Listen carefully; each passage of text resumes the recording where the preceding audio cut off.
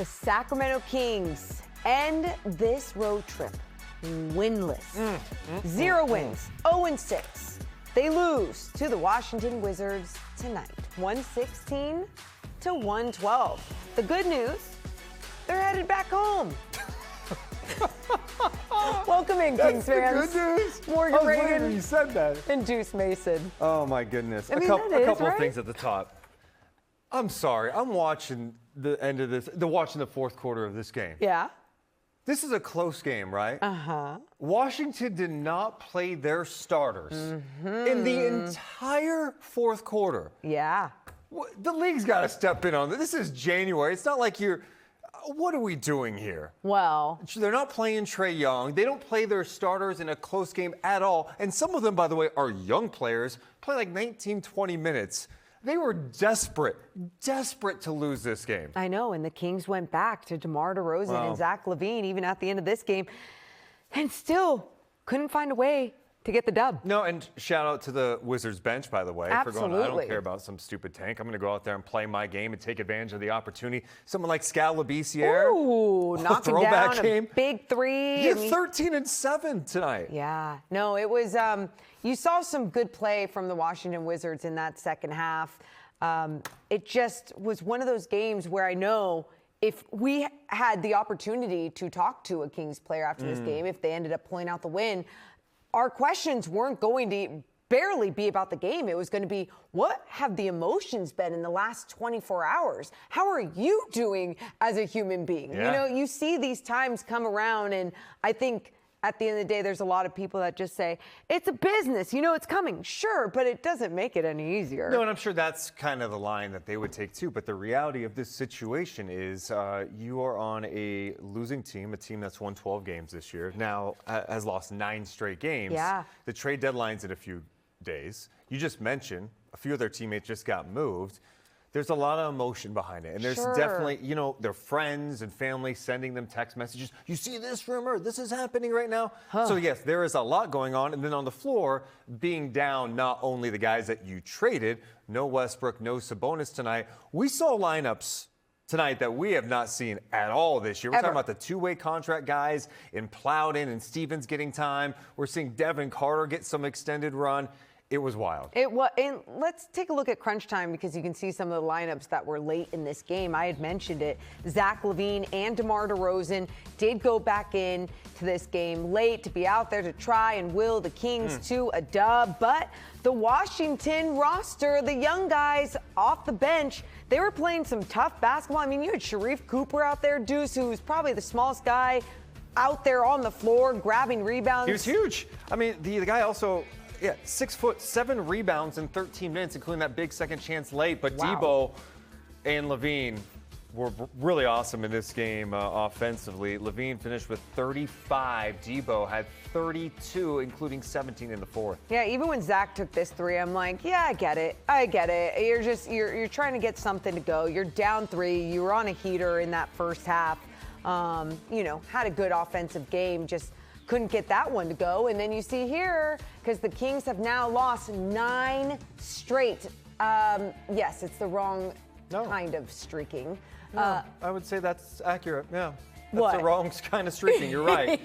Yeah, these are the longest losing skids in the league this year, 9 for Sacramento. The Pacers had a 13-game one. The Wizards lost 14 straight at one point. Yeah. Kings haven't lost 9 in a row since the 2021 season when they lost 9 in a row twice, so they matched that mark in this one. Do you remember talking about that too? Yes, I do. And it's not any easier, right? It's not, but it is different. Definitely 2 different squads, because even back then you're talking about it with some guys. Where are they going to be? How are they going to develop? This is the team. And right now you're talking about a 9-game losing skid with a trade just happened last night. Where's this team going? End of a long road trip. Yeah, it's just, there's a lot to it. So again, it's been a wild ride, and you see the trades that happened last night. Let's talk a little bit more about that, because I thought as soon as we saw Keon Ellis, Dennis Schroeder get traded away, I'm going, okay, other guys need to step up today. I don't feel like we saw a lot of that happen today, but again, we talk about the mental state everyone is in as well. But let's talk a little bit more about losing these two. Well, I'm a big Keon Ellis fan, and I think he's going to help the Cavs in a big way. His ability to defend, be a catch-and-shoot guy from downtown, he's got the versatility that they need, and I think he'll thrive in a situation like that. And Dennis Schroeder will help as a backup point guard. And as far as DeAndre Hunter, he's adding size to this group. He had a really good year last season. He was especially awesome once he got moved over to Cleveland. I thought he helped them a lot. Playoffs weren't kind to him, and then this season has not been kind, shooting 30% from three. But I think the Kings look at it as like, hey, we need to get more size, more athleticism. We needed that size up front next to Keegan Murray. And his contract is an expiring deal next year at $25 million. There's so many attractive things to DeAndre Hunter. I mean, you just mentioned even the contract being a nice little perk there, especially if that's not the direction that they want to go. That's a movable, attractive contract for other teams before the trade deadline. It's also just big picture-wise, like this is going to be a while. Yeah. The Kings are going to have, in all likelihood, a top 5 pick in a stacked draft. And they've got a lot of contracts still in the books. And some of it's going to be, are we moving off some of these guys or waiting until some of this expires? I still maintain they didn't maximize Keon Ellis like I think they should have. Sure. In terms of, hey, if you give him the playing time this year and maybe don't add other guards during the offseason, maybe he's got a higher value come this time of year. Instead, you don't get a pick back in this deal. Yeah, no, and I understand people's frustrations with that. I think you and I have been talking about this for the last 24 hours, it feels like, and we've picked at every single different angle. And you even go back to knowing that nothing is going to be perfect, and you have to get done what you can get done. I mean, we've seen, obviously, this organization have years of the almost trades, right? And then you get too close to the trade deadline and nothing happens at the end. So it is nice to see, whether you like it or not, seeing Keon Ellis not in a Kings jersey anymore.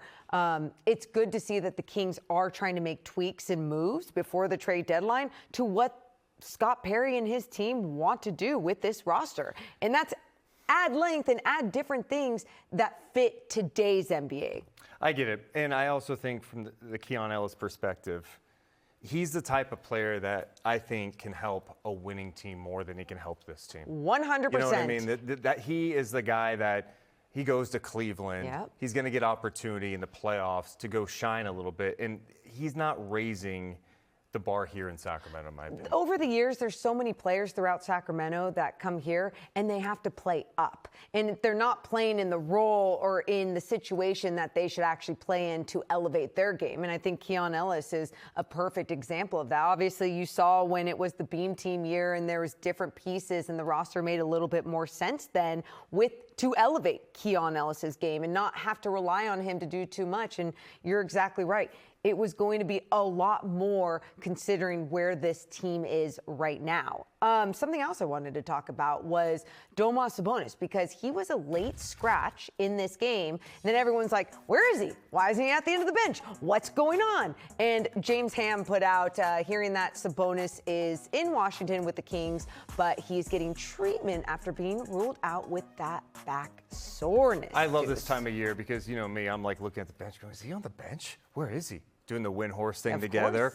Is he getting traded? Who knows? I mean, it seems like every single Kings player is in trade rumors at this point. And these few days before the deadline are fascinating. And I feel for some of the players during this time, especially when you're on a team where it seems like everyone's future is murky. It's so fun when you are a basketball fan and especially an NBA fan, and you get to see your team possibly make tweaks or have this opportunity to make tweaks because there's more hope there, right? Like you get to look forward to something. And I think in Sacramento right now, there's a lot of fans that appreciate even the first tweak being made, even if they're huge Keon Ellis fans, which I feel like a lot of this fan base absolutely is.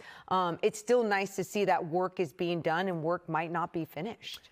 To me, the shift has to continue.